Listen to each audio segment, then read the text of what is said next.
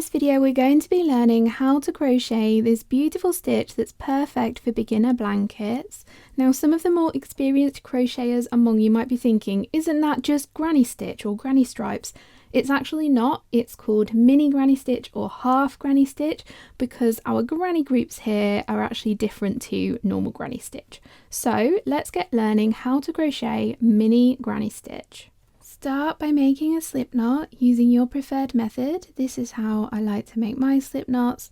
And then for this stitch, your starting chain needs to be an even number, which is a multiple of 2.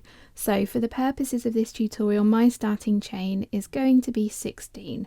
So I'm going to go ahead and make that starting chain, and you should too, and then come back to this tutorial and I'll show you what we do for our first row.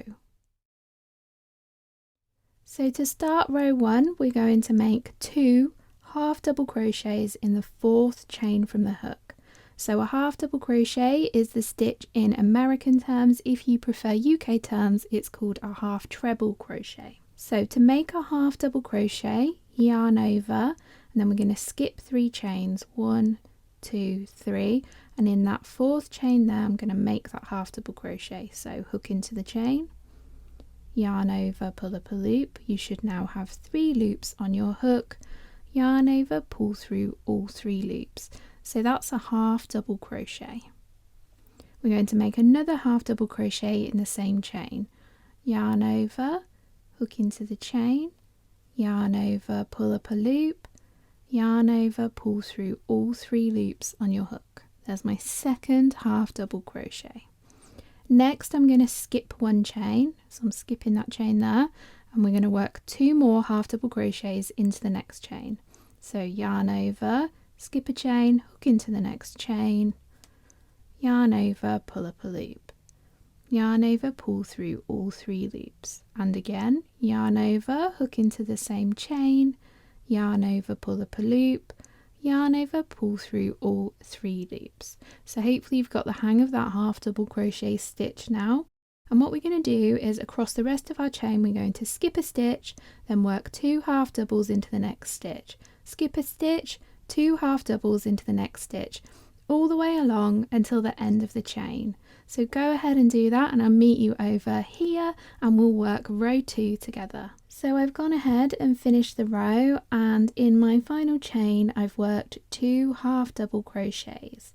Now you have a choice here. You can change colours like I did in this sample here. I changed colours every row to get this kind of gradient effect. Or you can continue working on with the same colour. If you're going to continue on working in this first colour, you can go ahead and use the timestamps to skip ahead to row 2 and just go ahead and make the starting chain and turn your work. But I will show you how to change colours here.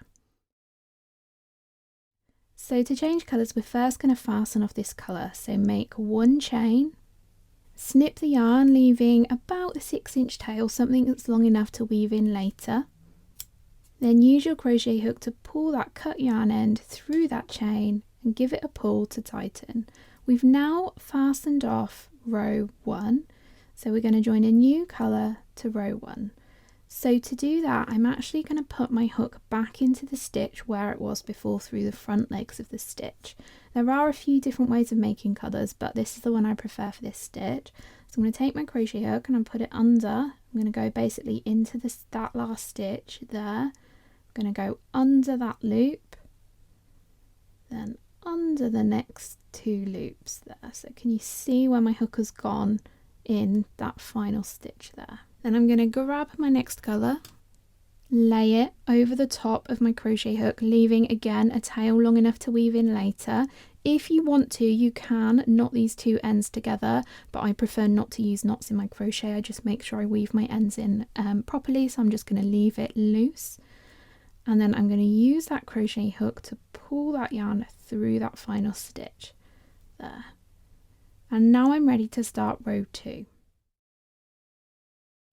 So because this stitch is a 1 row repeat, row 2 is actually the row we're going to be repeating over and over again to the end of this stitch. So to work all future rows, start by chaining 2, 1, 2, then we're going to turn our work over. So I'm just going to turn my crochet work over and I'm going to pull this yarn end out of the way so it's down here tucked out the way, it's not getting in the way of my crochet. So next we're going to identify the space between the groups of 2 half double crochets. So half double crochet is quite a textured stitch when you look at the back of it. So what I'm going to do is I'm going to look for my first 2 stitches, they're here and here, and then my next 2 stitches there and there, and I'm going to put my thumbs on each and pull, and you should find there's a space there between those groups of 2 half double crochet, and those spaces are where we're going to be crocheting our stitches into from now on. So I'm going to make 2 half double crochets into that space there. So in there.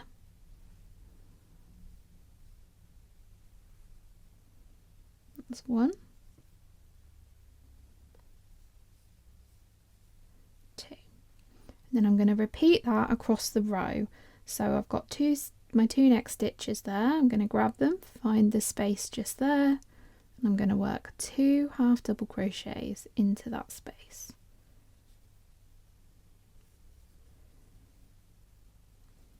Just like that. And then I'm going to continue that along until I'm almost at the end of the row, and then we get to a bit here where we've got our turning chain from the row below here. So I'll meet you here and show you how we transition up into row 3. So you can see I've continued working those groups of 2 half double crochet into the spaces of the row below there. And then I'm almost at the end of the row, but I've got my last group of 2 half double crochet here and then this turning chain. So what we're going to do is we're going to work 2 half double crochets into that turning chain there. So 1, 2, like that. So that's the end of row 2, but I am going to work row 3 with you, even though it's a 1 row repeat, because the end of row 3 is slightly different to the end of row 2 because we don't have that massive chain space here. So I will work across with you for row 3. And I'm also not going to change colours here because I have had a few requests on previous tutorials to not show colour changes all the time and to show how to work the stitch in one colour, so that's what we're going to do here. So to start row 3, I'm going to start by chaining 2, 1, 2. I don't think I said earlier that it does count as a stitch here. And then I'm going to turn my work over. And now I'm going to identify those spaces there. So that space there, it's a bit easier to find them now we're working on future rows because it's that space there above that group there. And I'm going to work 2 half double crochets into each space across, and I'll meet you once we're almost at the end of the row. So I've continued working those groups of 2 half double crochet across the row, and I'm almost at the end, and we've got a chain 2 here from the start of row 2, and there's a nice space there that we can go ahead and work those 2 half double crochets into. So that space there. I hope you can see that. I probably chose the wrong colour yarn to demonstrate this. It's a little dark, but never mind. So that's the end of row 3, and then we're going to go ahead and repeat that 1 row repeat until your crochet piece is the size you want it to be. So next week I'm going to show you how to work that mini granny stitch as a granny square. So once that tutorial's on my channel, I'll pop it on your screen here. If it's not up just yet, then don't forget to subscribe to my channel so that you don't miss any more future uploads. And I'll see you again next week to learn this granny square.